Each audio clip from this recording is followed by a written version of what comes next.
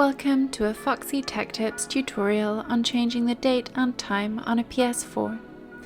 If you find this video helpful, please consider subscribing to my channel and liking the video. From the dashboard of PS4, go up to the control panel and move to the right until you get to settings and open them. In settings, scroll down and select date and time.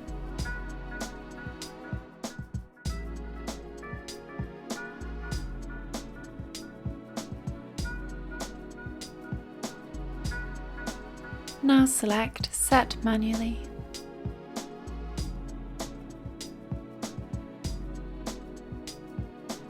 You can now manually edit the date and time for your PS4. Hit the X button to save it. This will overwrite the previous time and date settings. And that draws an end to this tutorial.